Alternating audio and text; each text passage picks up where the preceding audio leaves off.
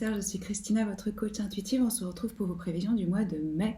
On va aller voir vos énergies à vous et les énergies de la personne que vous avez dans le cœur. Ça peut être un ex, ça peut être un amoureux, ça peut être votre compagnon, ça peut être quelqu'un que vous venez de rencontrer. Vous voulez savoir comment ça va évoluer. Donc on va voir ces sentiments pour vous en ce mois de mai. C'est un tirage général pour le collectif. Donc vous prenez si ça résonne avec vous, si ça ne résonne pas, ne forcez pas. Et vous pouvez aussi aller voir votre signe lunaire, ascendant et en Vénus quand ça touche la romance pour avoir des informations complémentaires et vous créer ainsi un tirage un petit peu plus personnalisé. Si vous n'avez pas envie d'entendre parler d'amour, je vais vous mettre dans la boîte de description sous la vidéo une vidéo que j'ai faite pour les 6 premiers mois de l'année, donc des prévisions jusqu'au mois de juin qui touchent tous les domaines de votre vie, ainsi qu'une extension si vous voulez approfondir. Et vous pouvez en profiter pour aller télécharger gratuitement votre guide du self-care en vous inscrivant à ma newsletter omnilovetarot.com. Je remercie toutes les personnes qui sont là, je suis ravie de vous retrouver. Et puis mes abonnés, les personnes qui me suivent, qui commentent, qui likent, un grand merci à vous, ça me touche beaucoup. On a eu il y a quelques jours la pleine lune en Scorpion. Et dans ce mois de mai, on va avoir une éclipse. Donc l'influence de la lune est importante et là, elle met en lumière certaines parts d'ombre. Donc je voulais aller voir pour vous sur quoi est-ce qu'on vous invite à lâcher prise pour vous sentir mieux, pour vous libérer. On va commencer par ça. Oui. Et de toute façon, dans cette boîte de description, vous trouvez normalement toutes les informations dont vous avez besoin. Les tarots que j'utilise, comment me contacter, etc. Alors, les cancers. Oh, ok. On a déjà une première énergie pour vous. Cessez de vous comparer aux autres. Ça, c'est vraiment la racine, c'est un poison, hein, soyons honnêtes. À partir du moment où on se compare, on ressent forcément de la frustration, de la peur, de l'anxiété. On a tous un chemin qui est unique et propre à nous-mêmes. On n'a pas le même rythme, on n'est pas venu avec la même mission, on n'est pas venu avec les mêmes challenges, on n'a pas les mêmes talents, on ne peut pas se comparer. Vraiment, peut-être que oui, vous ressentez ça, que vous regardez à côté où est-ce que les outils en sont, où est-ce qu'ils sont arrivés, comment ça se passe leur vie, que vous regardez les réseaux sociaux, que vous avez l'impression que les autres ils vivent vachement mieux que vous. Souvent c'est une illusion, hein, c'est une image qu'on projette, on ne dort pas sous le lit des gens, donc on ne sait pas ce qui se passe. Là le message, on vous dit concentrez votre regard sur vous-même. Portez attention à vos forces, à vos désirs, à votre pouvoir. C'est vraiment ça qui va vous permettre d'être dans la lumière, d'avancer sur votre chemin qui est le vôtre. Personne n'a le même. Il y a des gens qui ont pu passer par des situations similaires ou des expériences similaires, mais vraiment, là, on vous invite à stopper la comparaison et à recentrer cette énergie vers vous-même. L'important, c'est de devenir la meilleure version de soi un jour après l'autre. Vous pouvez vous comparer au passé, à votre version de vous il y a 1 an, il y a 5 ans, il y a 10 ans, ou même la semaine dernière, et de voir les progrès réellement que vous avez faits. Mais vous ne pouvez pas vous comparer aux autres, c'est en vain et ça ne fait pas du bien. Donc ça, c'est le premier message. On va aller voir au niveau de l'amour. Qu'est-ce qu'on vous donne comme message, les cancers, mai 2021. Message pour les cancers, s'il vous plaît.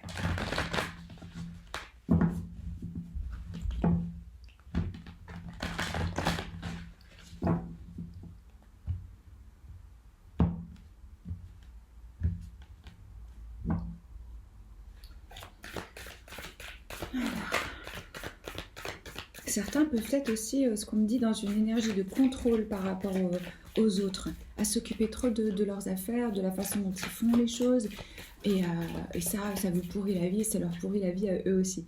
Laissez les autres faire ce qu'ils ont à faire, et vraiment, quand vous changez votre attitude, l'entourage, il change aussi. Alors, qu'est-ce qu'on a ? Action. Les actions parlent plus fort, plus lourdement, oui, plus fort que les mots. Exprimez votre amour à travers des actions. On a le chiffre numéro 49. Ça peut être significatif pour certains d'entre vous. Certains ont peut-être envie ou besoin d'exprimer leur amour et là on vous dit qu'il faut rentrer dans des actes, dans des actions, que ce soit pour vous-même, que ce soit pour les autres. On change sa vie petit à petit, on devient ce qu'on a envie d'être à travers nos actions.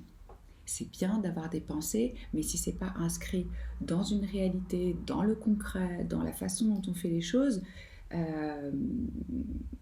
oui, ça se transmet pas forcément à l'autre. On peut ressentir beaucoup d'amour pour quelqu'un, si c'est pas traduit par des actes, peut-être que cette personne ne le sera jamais. Donc, une invitation à agir pour vous. Alors, je vais commencer avec les anges de la romance pour voir quels sont leurs réels sentiments pour vous en ce mois de mai 2021. Montrez-moi les réels sentiments qu'ils ont pour les cancers.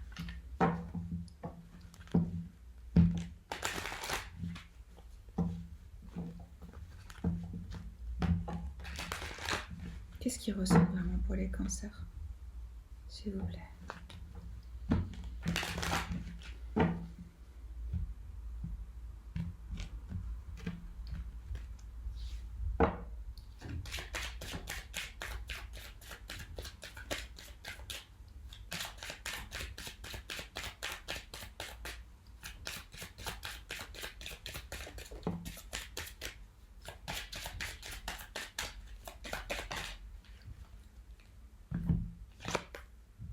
Un nouvel amour et un amour vrai. Waouh! Alors là, les cancers, il y a peut-être une nouvelle personne qui va rentrer dans votre vie, quelqu'un que vous ne connaissez pas. Ça a l'air d'être vraiment quelque chose de sérieux, de conséquent, d'important qui va avoir un impact sur votre vie. Si vous êtes déjà en relation, en couple, il est possible qu'il y ait un regain de flamme au sein de cette union, de cette connexion. Et pour les célibataires, oui, il y a vraiment une nouvelle personne qui peut créer, attiser des sentiments romantiques chez vous. En tout cas, c'est ce qu'ils vont apparemment ressentir par rapport à vous. Vous allez toucher les cœurs en ce mois de mai. On va développer avec le tarot pour voir qu'est-ce qui se passe exactement. C'est intéressant.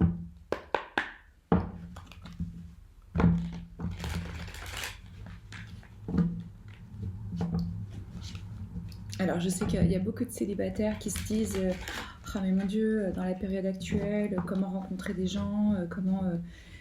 Tout est possible, en réalité.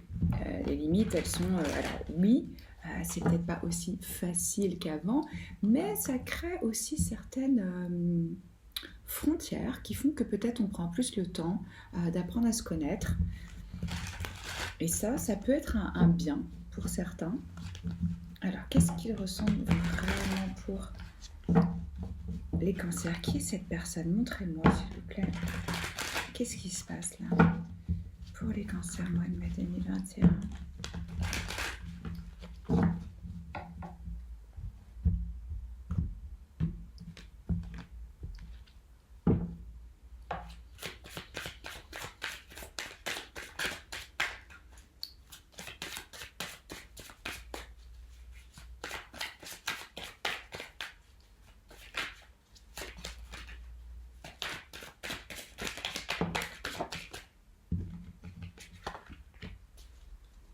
Carte de bâton, roi d'épée. Je pose les cartes et je vous les montre. Hein. Reine de denier, ok.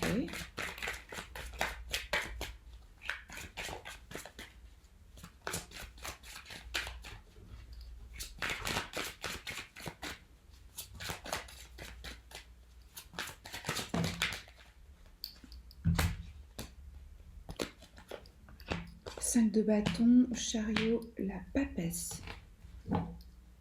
Ok. Alors, donc je vous disais, on a le 4 de bâton, le roi d'épée, la reine de denier, 5 de bâton, le chariot, la papesse. Alors, les énergies que j'ai ici en termes de signes astrologiques qui peuvent être dans votre thème astral ou dans celui de votre personne, vous êtes ici, les cancers, vous êtes représentés. On a aussi le Sagittaire, on a la Vierge, le Verseau, le Capricorne, le Bélier, le Lion. Voilà, c'est ce que j'ai comme énergie. Si ce n'est pas le cas, n'y prêtez pas trop attention non plus. Alors moi, ce que je ressens pour vous, les cancers, c'est qu'il est probable que vous ne connaissiez pas cette personne. Enfin, si vous la connaissez, je ne pense pas du tout que cette personne s'est manifestée auprès de vous par rapport aux sentiments ou aux intentions qu'ils avaient. Sachez aussi que le tirage peut être inversé. Donc vous allez savoir où est-ce que vous vous retrouvez et si ça vous parle. On ouvre donc, comme je vous disais, avec ce 4 de bâton. Là, c'est une énergie de célébration, de sécurité, de fondation, de foyer, de maison. Peut-être que cette personne fait partie de votre entourage, de votre communauté, que vous l'avez rencontrée à travers des amis, à travers une réunion, quelque chose comme ça. C'est quand même une base ici solide. Puis alors, en plus, sur ce tarot, on a vraiment indiqué une espèce d'église, hein. Donc là, je vois un rassemblement, une commémoration. Si vous êtes dans une relation stable, il y a une base solide ici, une base de confiance, de soutien, de compréhension. Et comme je vous disais, ça peut se renforcer, ça peut s'approfondir, ça peut aller vers quelque chose de plus stable et un plus haut niveau d'engagement dans votre relation. Mais je ressens ici vraiment le contexte d'une communauté. Alors peut-être que vous êtes dans des actions sociales, peut-être que vous faites partie d'un groupe où vous apprenez quelque chose, peut-être qu'il y a une forme de rassemblement, même si c'est en ligne. J'ai l'impression que c'est à travers une communauté que cette personne, elle est dans votre vie. Là, j'ai deux personnes côte à côte qui ont des énergies différentes, mais qui peuvent être complémentaires, hein. On a donc le roi d'épée et la reine de denier. Peut-être que l'une de ces deux énergies vous représente et que l'autre représente l'autre personne. Je vais vous parler de ces énergies et vous allez savoir. Le roi d'épée, c'est une personne qui est plutôt rationnelle, logique, intellectuellement très vif, diplomate. C'est pas quelqu'un de très émotif ou qui va être dans la démonstration de ses émotions. On peut avoir affaire à une personne de loi, un avocat, un médiateur, quelqu'un qui est doué avec les mots, avec la diplomatie, avec la logique. Moi, je ressens une personne qui est quand même, qui a un certain contrôle, vraiment, qui est ambitieux, une énergie masculine ici. Alors, vous pouvez être un homme ou une femme et incarner cette énergie masculine, hein. Mais qu'est-ce que ça veut dire? C'est que c'est quelqu'un qui est plutôt dirigé dans l'action, plutôt que dans l'introspection. Ça ne veut pas dire qu'il n'y a pas de réflexion non plus. Mais donc voilà. En amour, cette personne, elle aborde les relations plutôt de manière éthique, respectueuse, pas très romantique.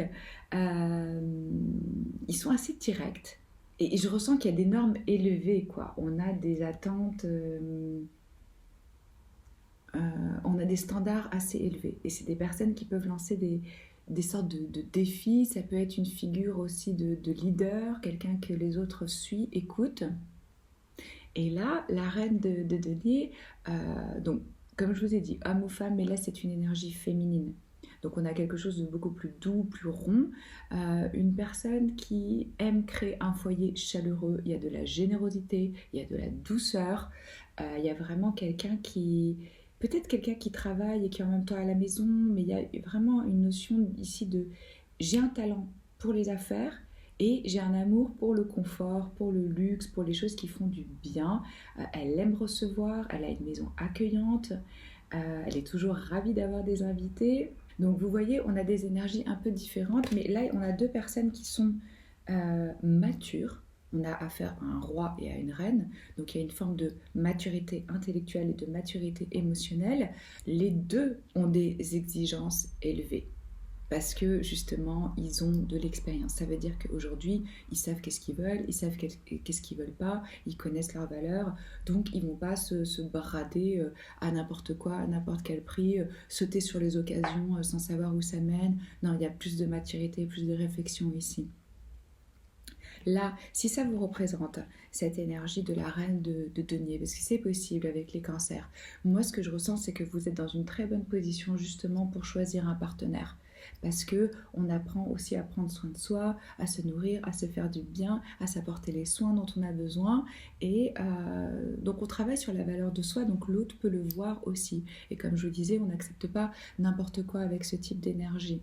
Là, vous espérez quelqu'un qui a le même niveau d'engagement, de dévouement que vous. Hein. Si vous êtes déjà en couple, vous pouvez vraiment profiter d'une période plus stable où vous pouvez vous permettre de vous faire plaisir, de vous gâter. Alors, ce qui est intéressant avec ce 5 de bâton, moi ce que je ressens, c'est que si vous n'avez personne dans votre vie, comme je vous disais, cette personne a pu ou va apparaître dans le contexte de la maison, des amis ou d'un rassemblement ou d'une communauté, et ils vont ressentir une forme de compétition, de jalousie, qu'ils doivent se battre pour votre attention, que vous avez différents prétendants, et comme je vous disais, vous avez un niveau d'exigence. Donc là, ils le ressentent avec ce 5 de bâton. On est un peu... oui, on se dit, bah, cette personne, elle a vraiment des options, elle a vraiment du choix, et finalement, il faut que je rivalise pour obtenir son attention. Cette personne, elle peut être aussi un petit peu entreprenante. Euh, Il se peut aussi qu'il y ait des influences externes, c'est-à-dire des membres de la famille, des enfants, ou des gens qui interviennent et qui créent un petit peu une forme de conflit ou de tension qui ne favoriserait pas l'union d'une certaine façon. Ça, c'est plutôt si vous êtes déjà en couple qu'il peut y avoir un petit peu des petits conflits, des petites tensions, mais j'ai l'impression que c'est plus, ouais, peut-être de la possessivité, peut-être... Et vous voyez, c'est intéressant qu'on a vraiment cette énergie qui revient dans le tarot, parce que la première énergie qu'on avait ici, c'était cesser de vous comparer aux autres. Il y a un espèce d'effet miroir, alors je ne sais pas si c'est vous ou si c'est eux, par rapport à ça, parce que là, on se teste par rapport aux autres. On regarde où est-ce qu'ils en sont, quelles sont leurs compétences, où est-ce qu'ils sont arrivés dans leur vie, et on veut faire mieux, on veut être meilleur, on veut réussir, on veut conquérir, on veut surmonter l'adversité, la compétition. Mais quoi qu'il en soit, même s'il y a des petites disputes ou des choses comme ça, c'est vraiment pas des choses graves. Gardez à l'esprit le grand plan, ne vous arrêtez pas à des broutilles. Euh, Après, on a l'énergie du chariot et de la papesse, donc deux arcanes majeures, deux leçons de vie qui nous parlent d'un aspect secret, un petit peu caché, silencieux, avec beaucoup d'intuition. Je pense que vous en avez beaucoup et que la personne en question en a aussi beaucoup. Et puis une énergie aussi de contrôle, de comment est-ce que je prends les rênes de ma vie en main pour pouvoir avancer. Est-ce qu'il y a ici un peu de doute? Donc, ce chariot, ça représente les signes du cancer. Hein.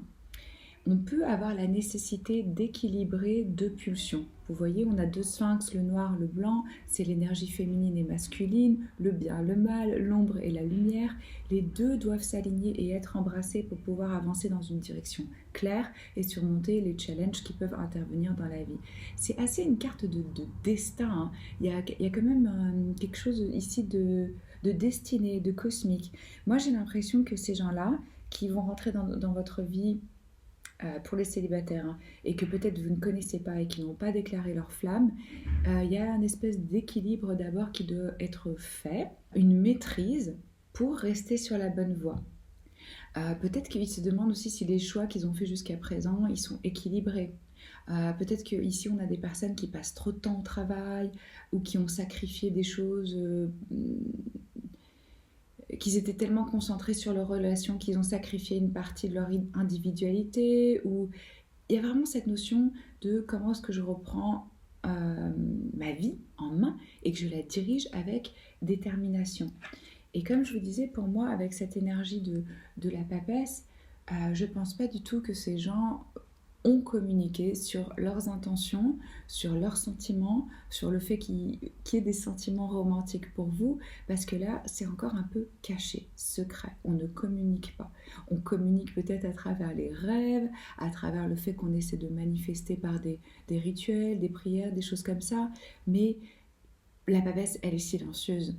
Alors peut-être que cette énergie se montre très calme, posé, et qu'à l'intérieur ça bouillonne et que c'est pas du tout montré. On garde ici un aspect très... oui, on cache ses émotions intenses, hein, et ça peut se transformer en réelle passion. Euh, mais pour moi, il y a besoin de patience et de confiance dans son intuition. Il y a la notion de temps ici quand même, par rapport à ce chariot et à cette papesse. Qu'il y a quelque chose qui peut vraiment grandir, mais on a besoin d'abord de peut-être un petit peu à réaligner et puis vraiment ouais, de faire confiance. Pour moi, ça montre une forme d'intimité avec une ouverture qui est croissante. Et c'est des énergies, ici, sachez-le, sur la table, on a des énergies honnêtes. Et l'honnêteté, ça va être essentiel justement pour rendre cette relation, pour la faire évoluer.